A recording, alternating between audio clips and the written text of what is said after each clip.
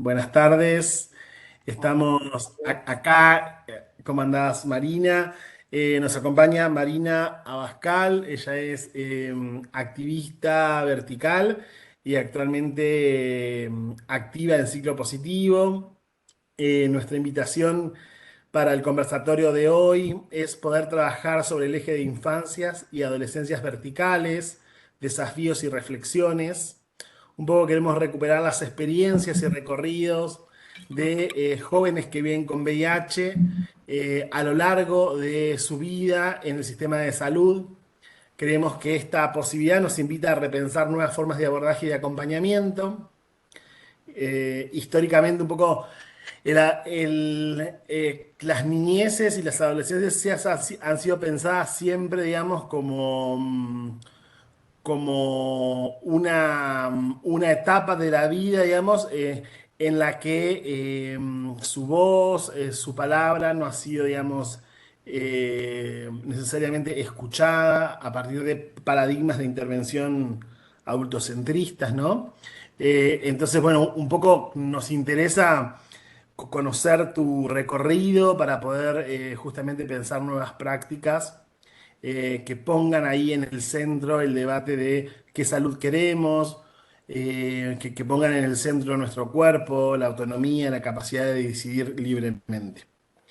Eh, es un honor, la verdad, que compartir este conversatorio y escucharte, así que sin mucha vuelta más, eh, te escuchamos.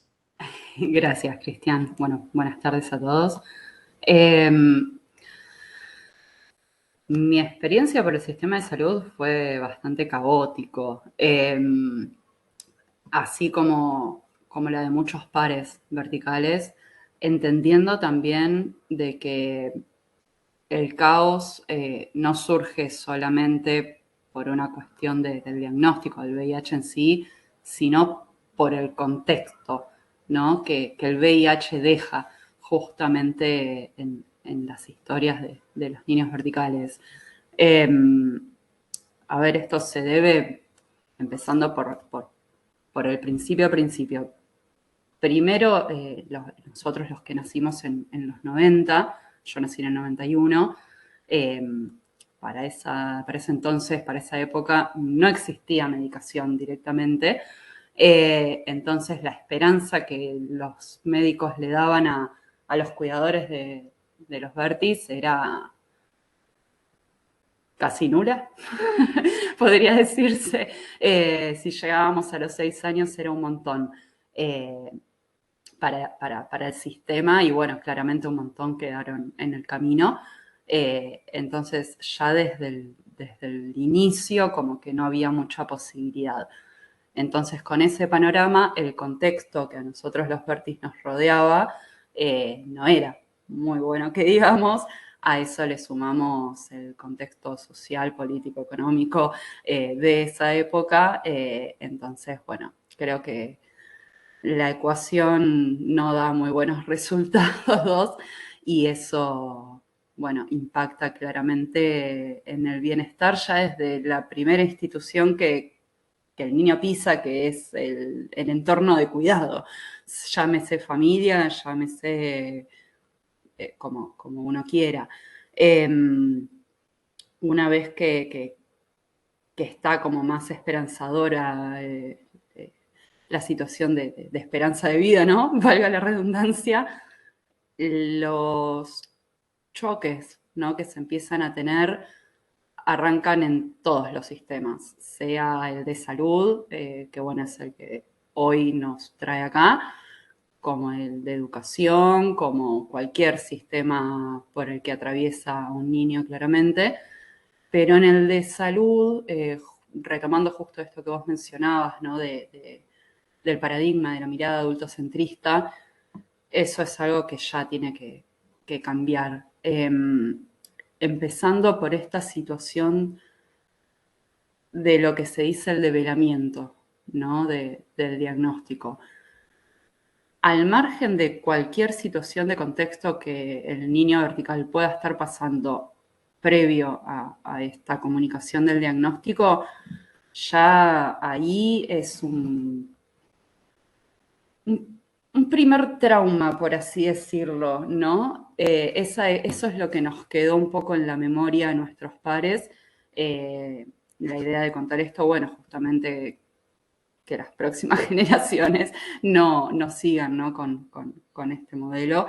Eh, y también es importante hablar sobre el develamiento del diagnóstico en el área de salud, porque los que realmente terminan develando el diagnóstico a los verticales es el sistema de salud.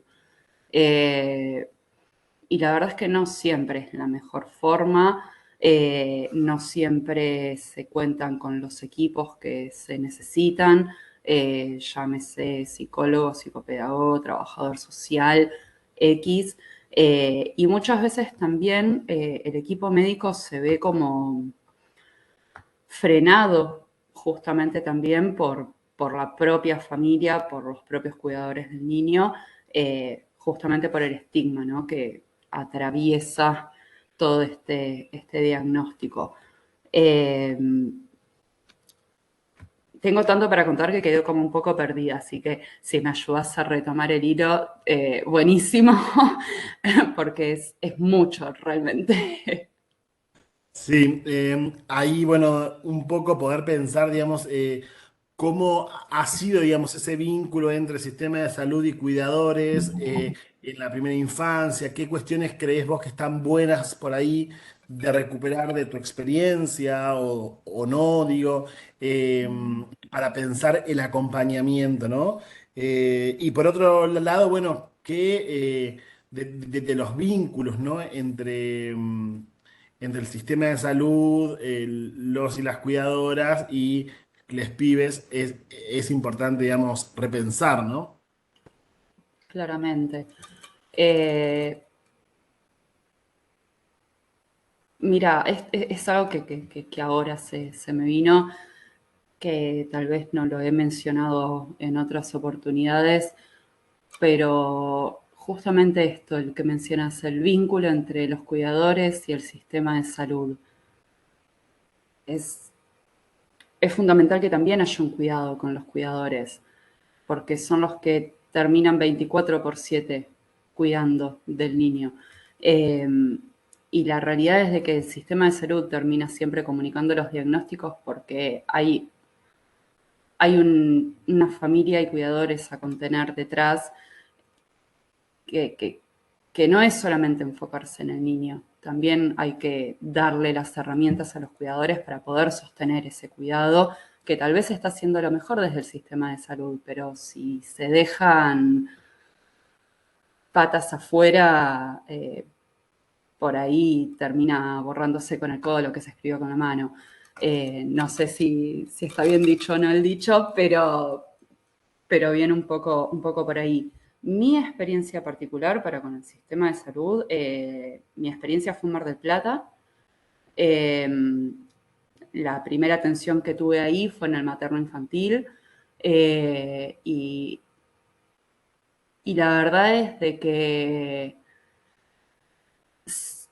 esto es muy personal, pero si estoy viva, claramente es gracias a ese equipo, porque a ese hospital personalmente no llegué en unas muy buenas condiciones, que digamos, así que realmente hicieron todo lo que se pudo para que yo hoy esté hablándoles.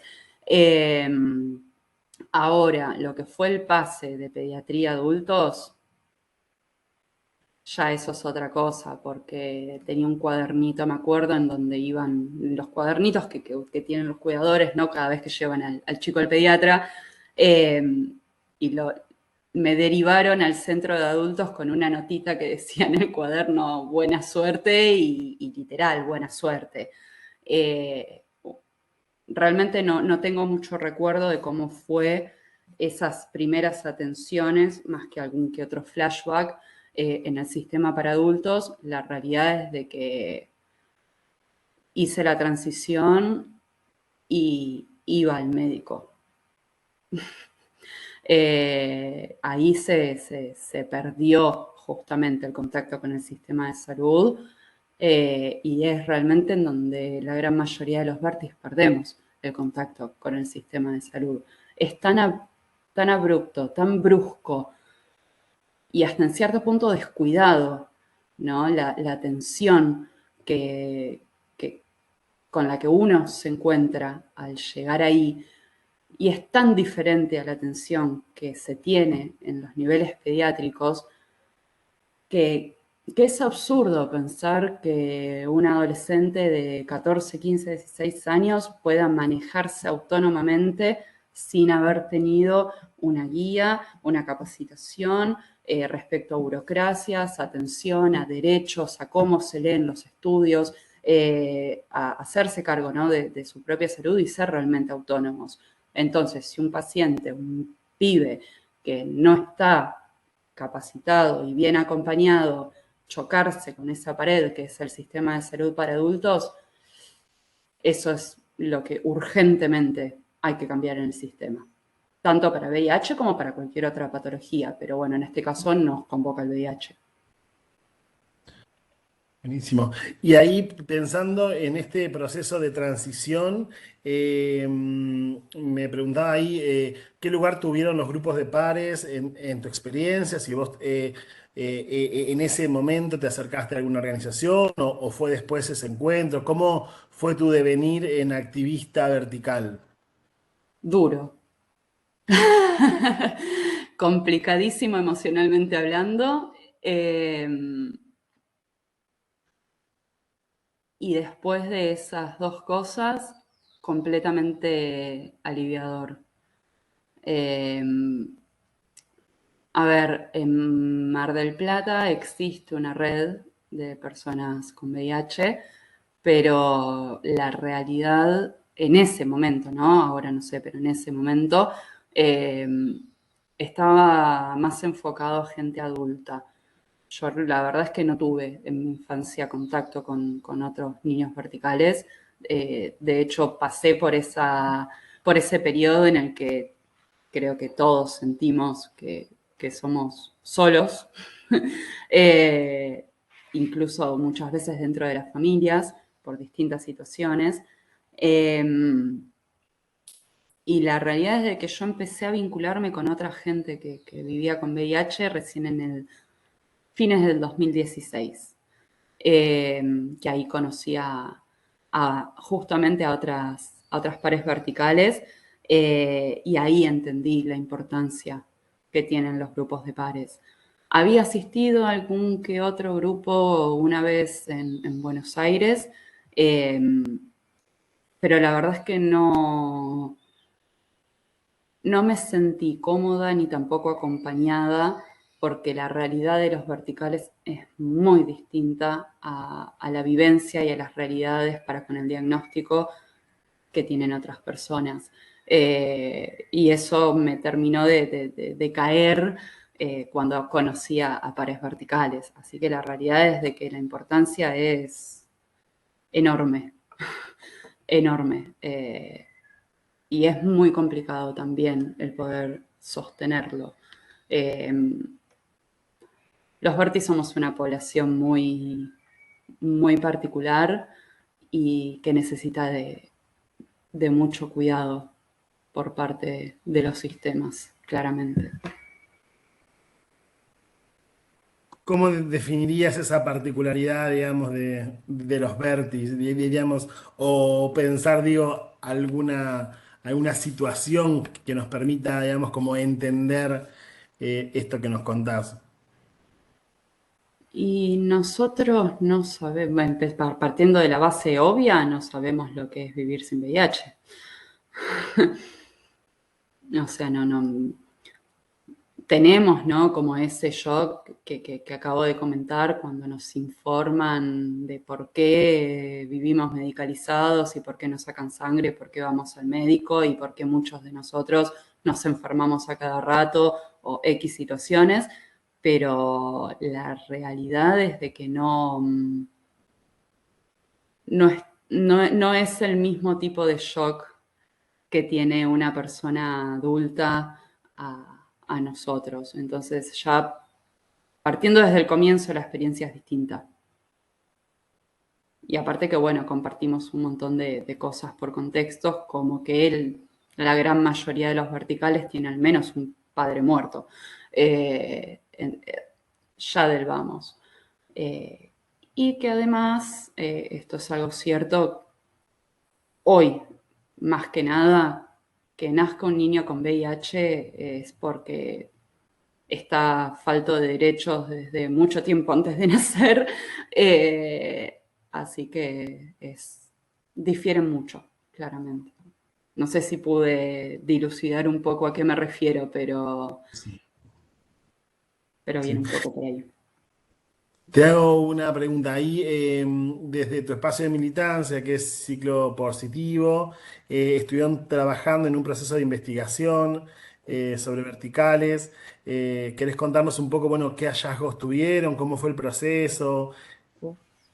Eh, el proceso fue súper constructivo eh, a nivel personal y a nivel organización y a nivel lo que queremos hacer, ¿no? Con esto que, bueno, es lo que estamos hablando ahora, ¿no? Cambiar un poco las modalidades. La investigación en sí fue una investigación cualitativa que la hicimos entrevistando a 10 pares verticales y también lo que hicimos fue sumar las voces y las experiencias de los infectólogos, ¿no? Infectólogos que hayan tratado a pacientes verticales, tanto en pediatría como cuando los reciben en los centros de adultos, como para tener eh, ambas miradas. Y también tuvimos la suerte de dar con uno de los casos en los que no hubo transición, que siempre la persona se atendió en el mismo centro de salud y que lo único que hizo fue cambiar de médico, pero que el médico anterior estaba, no sé, en el piso de arriba, por ejemplo. Eh, de todo lo que vimos y de todo lo que entrevistamos, este caso que menciono es el mejor de todos. Eh,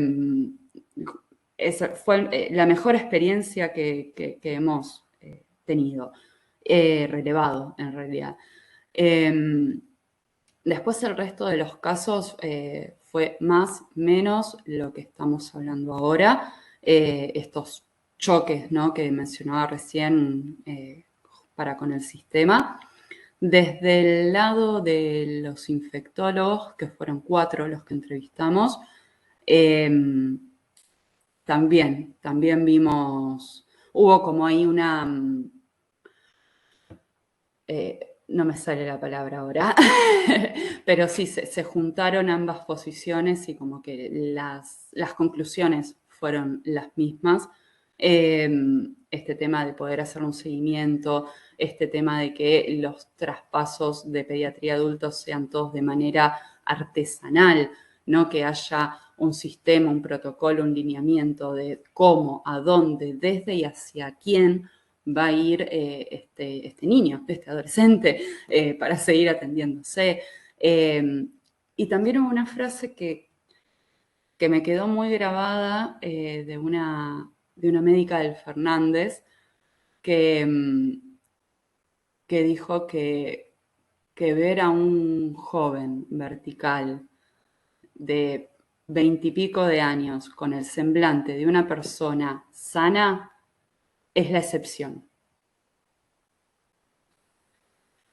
Y a mí se me achicharró el corazón, porque también me lleva a entender la suerte que tengo, ¿no?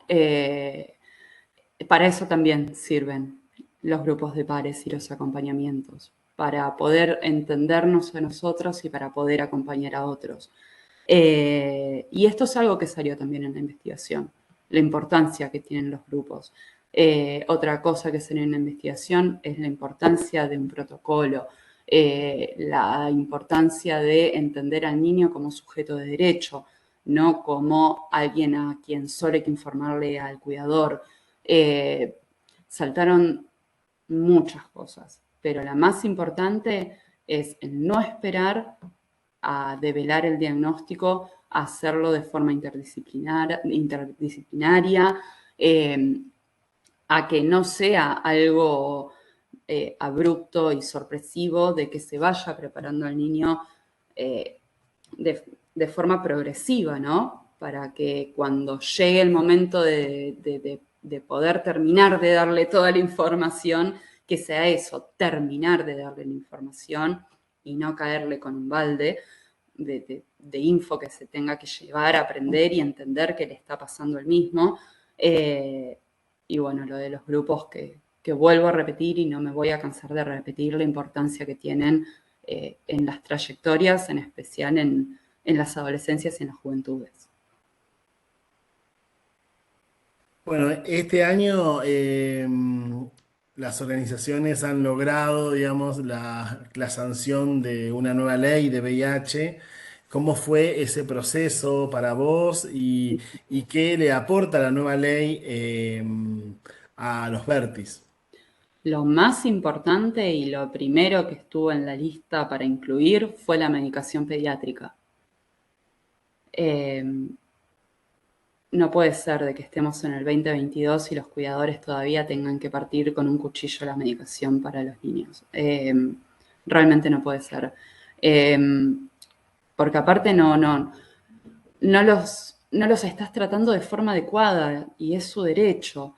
Los niños recibimos la medicación, bueno, yo no soy niña, ¿no? Pero en su momento, la medicación uno la toma en base al peso.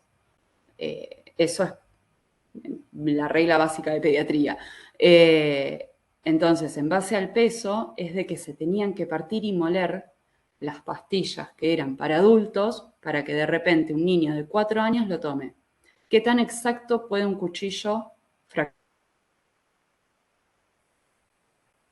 No.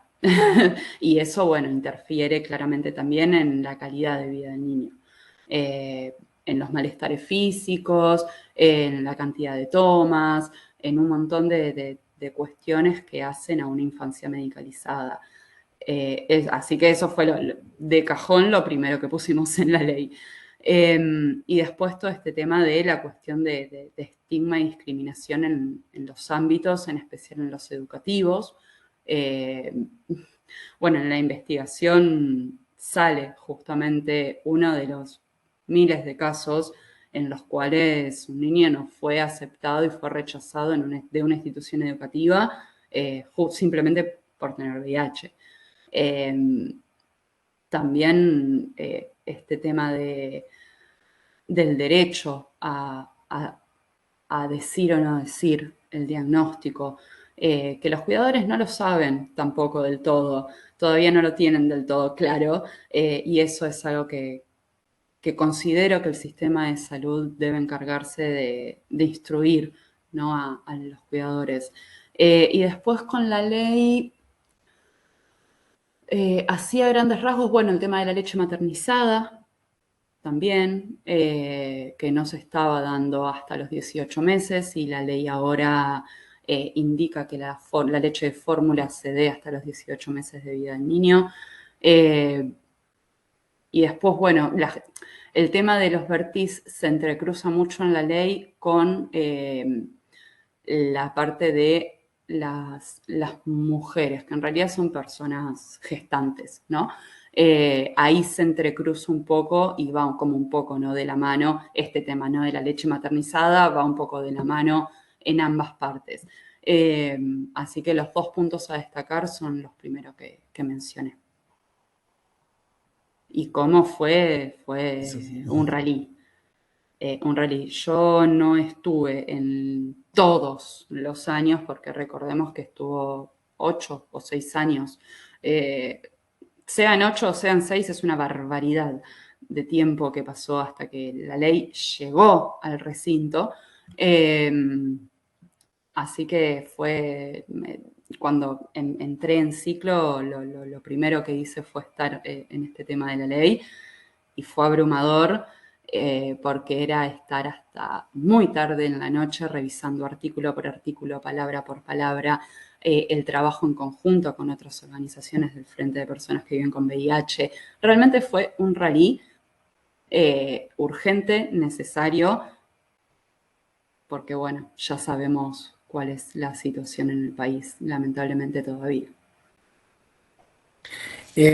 Ahí, pensando, digamos, en el acompañamiento, ¿no? Digamos, del sistema de salud, en este periodo que podemos identificar como la adolescencia, la transición, ¿qué lugar tiene ahí el abordaje de las sexualidades, ¿no? Digamos, ¿cómo fue en tu experiencia un poco... habitar, digamos, este lugar y junto a quién lo transitaste, con quién lo charlabas, cómo sucedió? Eh, Primero quiero marcar algo que creo que es un antes y un después en este tema de la sexualidad, que es indetectable, intransmisible. Eso, a menos a mí personalmente, marcó un antes y un después en tanto autoestigma, ¿no? Eh, Eso es un antes y un después. Y en el antes, que es cuando a mí me tocó afrontarlo, eh, no fue placentero. La verdad es que no fue muy placentero, que digamos, eh, porque lo viví como un adolescente que carga con la responsabilidad por dos personas. Eh, Todavía sigue estando, ¿no? Esa carga doble que llevan muchas personas que viven con VIH. Eh, pero la verdad es de que no estuvo, no fue divertido por, por cuestiones lógicas y porque aparte uno no deja de ser adolescente, no deja de tener miedo al rechazo en un momento de la vida en el que uno ruega por aceptación y encontrarse en otros grupos, ¿no? Eh, entonces la verdad es que fue complejo este tema de lo digo, no lo digo, lo tengo que decir o no lo tengo que decir. Y si no se quiere poner un forro, ¿qué hago? Porque en ese momento no existía siquiera la posibilidad de que eso suceda sin forro. Eh, y también como persona gestante se me cruzó mucho el tema de la sexualidad y el maternar. Eh, Eso también fue un antes y un después, lo de igual ahí. Eh, Tengo muchas cuestiones también para opinar, ¿no? Respecto a Igualí. Eh, pero bueno, eso va de la mano por ahí de otros temas. Pero sí, es un antes y un después. Mis padres realmente no sé qué tan, no, o sea, no sé en profundidad cómo, como para poder traerles algo de otras experiencias hoy y no quiero pecar de hablar porque sí, eh, pero sí, al menos yo lo viví con temor, lo viví con temor, sí. Temor y mucha responsabilidad aparte. ¿Y el sistema de salud ahí te acompañó? ¿Había una instancia de diálogo? No. A ver, empecemos que para ese entonces yo ni siquiera estaba vinculada con el sistema de salud. O sea, eh, no tenía ni chance de eso. Eh, Tuve la suerte de que, bueno, mi cuidadora, por suerte, sí tuvo el valor que de repente en esa época otros cuidadores no tenían, de poder sentarse y sentarme y decir, bueno, mira, las cosas son así. Pero la realidad es de que no. Sí recuerdo, tenemos un par que se enteró del VIH recién a los 17 años. Y ahí se mezcla todo, se mezcla esta pregunta de la sexualidad, se mezcla lo primero que hablábamos con lo del develamiento del diagnóstico, se mezcla otra cosa que hablamos respecto al derecho de ese joven a tener información sobre su cuerpo. Se mezclan un montón de cosas. Entonces, hablar solamente de un punto en específico y algo tan complejo como la sexualidad para un joven, un adolescente y encima viviendo con VIH es, es complicado y no siento que no puedo agregar otra cosa más que decir, es complicado. Sí, sí, es complejo, ¿no? Digamos, y ahí creo Complejo. que que el sistema de salud debería, digamos, estar pensando en clave de educación sexual integral, el acompañamiento, y en esto que vos decías, bueno, el I igual I es una buena noticia, digamos, para compartir, para gritar, digamos, a voces, más allá de que también lograr la indetectabilidad. No, no es algo, digamos, que se da de manera natural, sino que requiere un montón de condiciones necesarias en las que el sistema de salud también tiene que aportar, ¿no? Eh, Pensaba esto de, bueno, eh, eh, cómo fue ese proceso de ser una activista visible, ¿no? Digamos, hubo un momento, digamos, de visibilidad, como de salida del closet del VIH. ¿Cómo fue Sí. eso, digamos? Em, para empezar, a mí siempre lo que me detuvo en el cero no visible fue lo laboral. Y por experiencia fui despedida de un trabajo justamente por tener VIH. Entonces, y siendo chica, creo que tenía 24, 23 años por ahí, y fue un golpe. Eso por un lado. Y anteriormente me negaron mi primer trabajo también por lo mismo. Entonces, teniendo yo una seguidilla de experiencias de este tipo, y la realidad es de que uno no lo piensa dos, lo piensa 500 veces antes de hacer algo en público. Y como yo ya tenía un tiempito de antigüedad en ese nuevo trabajo, me animé. Me animé y no me animé estando sola, me animé en un simposio. Eh, sí, como que voy de 0 a 100, o no estoy en nada, o me animo a las cosas en momentos súper mediáticos. Eh, pero sí, me acuerdo temblando, con las luces en la cara y yo pensando en, ¿me tapo la cara con el cartel o me la juego y levanto el cartel? Eh, me sudaban las manos, y no veía nada porque tenía una luz en la cara. Todo lo que podía pensar era qué estoy haciendo, qué estoy haciendo, qué estoy haciendo, eh, porque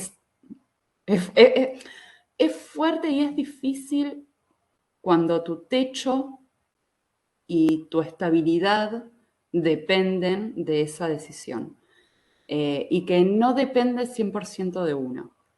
Ser activista es, hoy no me imagino como otra cosa. Eh, Esa es la realidad. No me imagino no haciendo esto, no me imagino no pensando en que no quiero que a, a todos esos niños que hoy siguen atendiéndose y que siguen llegando, tengan que pasar por las cosas que mis pares y yo, pero, pero es difícil la exposición, no es fácil, pero se lleva adelante justamente con los resultados, ¿no? Teniendo eso como objetivo. Eh, Eso es lo que a mí, por lo menos, ¿no? Me mueve. Y digo exposición desde un lugar muy lejano también, porque por suerte no tengo la exposición que muchos otros compañeros dentro del ciclo tienen, pero, pero es complicado cuando tu estabilidad depende de eso. Pero sabes que la estabilidad de cientos de otros también dependen de eso. Así que es como un dar y tomar. Bueno, ¿cuáles crees vos que son, digamos, como los desafíos urgentes hoy en materia de salud, principalmente, pero también en materia de derechos humanos, en torno, digamos, a las infancias positivas. Creo que sería medio cliché que diga esto, pero lo voy a decir igual porque es una realidad. Primero de todo, que las infancias tengan un plato de comida para poder tomar la medicación. Porque es como decir, recién hablamos de indetectabilidad, pero hay un montón de otras situaciones que se tienen que dar para que eso suceda. Y para que un niño pueda estar bien atendido, tiene que tener una familia que le pueda proporcionar alimento, techo y la garantía de acercarse al sistema de salud.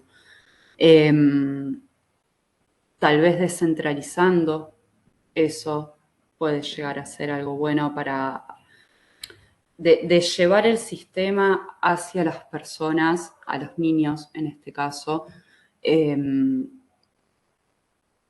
y también esto, brindar apoyo no solo al niño, sino también a la persona que lo está cuidando, empezar a trabajar con equipos interdisciplinarios, que era lo que hablábamos recién, psicólogos, psicopedagogos, trabajadores sociales, nutricionistas, los grupos de pares, que bueno, por suerte tengo el placer de saber que ustedes están trabajando también en algo así, lo cual me pone muy contenta. Y siento que si sigo voy a decir más de lo que ya dije. Pero sí, la contención y entender que no es solamente un cuerpo al cual se tiene que medicalizar, es una persona, varias personas, cuando hablamos de niños que están atravesando contextos que no siempre son los más favorables para que sus atenciones y sus cuidados puedan darse como corresponde, como el derecho le debe garantizar al niño que los tenga, claramente. Buenísimo, Marina. Ahí, si querés contarnos, bueno, dónde podemos encontrar la investigación de ciclo vertical, si querés contarnos, digamos, ahí como ya para cerrar este encuentro, eso, digamos, qué ciclo, cómo vienen laburando y ya lo que vos quieras sumar. Bueno, lo que es ciclo, tenemos algunas patas bien fuertes en lo que es trabajo. Todo lo que es, bueno, en este momento estamos con lo que es ciclo vertical, que es el programa de los Vertis, del cual estamos hablando. También trabajamos con grupos de encuentro, bueno, justamente grupos de pares para gente que vive con VIH, independientemente de la forma de transmisión. Después también estamos con otra área de trabajo que es Estamos Juntes, que es para la parte de diversidad sexual en adolescentes y jóvenes de entre 13 y 22, si no me equivoco. Y bueno, expuesto lo que es derecho, atención de casos, investigaciones como esta de ciclo vertical, también hicimos sobre COVID y vacunas, también hicimos sobre Igualaí. Tenemos una carpeta llena de cosas y de trabajos.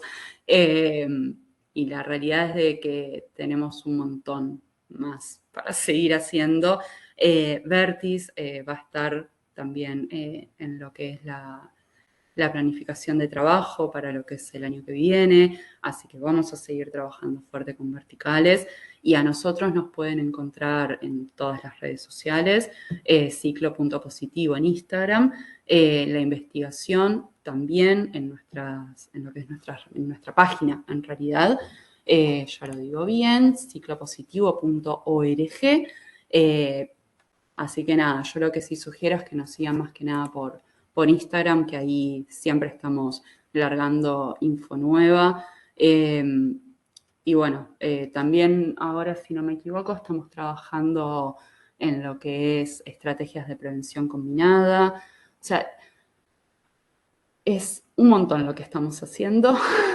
Así que quien tenga ganas de ir, investigar, chusmear qué tanto es lo que hemos avanzado, bienvenidos sean.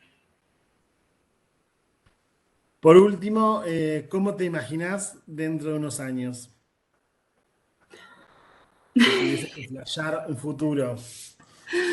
Uy, qué difícil. Es pregunta. A ver, la verdad no sé. ¿Podemos cambiar la pregunta de acá a un año? Está bien, está bien.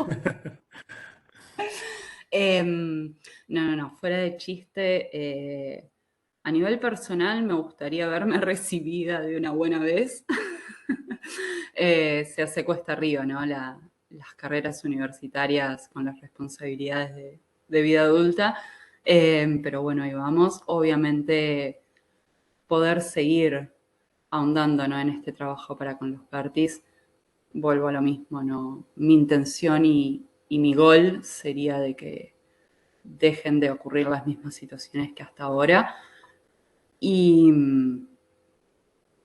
después viajando, espero, teniendo esa posibilidad de viajar y pagar el alquiler al mismo tiempo. Básicamente. Bueno, muy bueno. Bueno, Muy humano Marina, todo.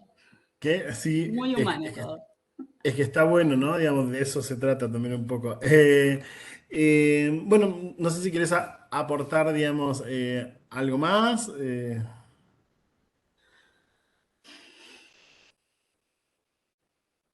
Piensen que son infancias, piensen que son niños, piensen que son adolescentes con un montón de contextos y con un montón de historias detrás. No son solo un diagnóstico y no son solo la medicación que toman y no son solo los turnos médicos y los análisis que se hacen.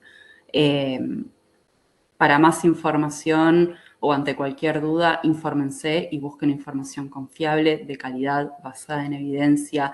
Diríjanse a medios que estén chequeados, ¿no? Como las redes de los ministerios, las organizaciones sociales. Pero lo mejor para combatir el estigma y la discriminación es informarse e informarse bien. Solo Bueno, eso. muchas gracias, Marina. La verdad que fue un placer. Y para nosotros, la verdad que poder establecer estos diálogos nos interpela y nos anima, digamos, a seguir, digamos, construyendo políticas, digamos, que tengan que ver con mejorar la vida, ¿no? Digamos, y nosotros como trabajadores también del Estado tenemos esa tarea, ¿no? Digamos, de sumar siempre. Te agradezco, la verdad que es súper amorosa este encuentro, que se dio así en un clima medio como de diálogo y nos seguimos encontrando. Muchas gracias. Obviamente. Un placer también y demás está decirlo, gracias por la invitación. Siempre es bueno hablar de los verticales. Bueno, muchas gracias. Chao, chao.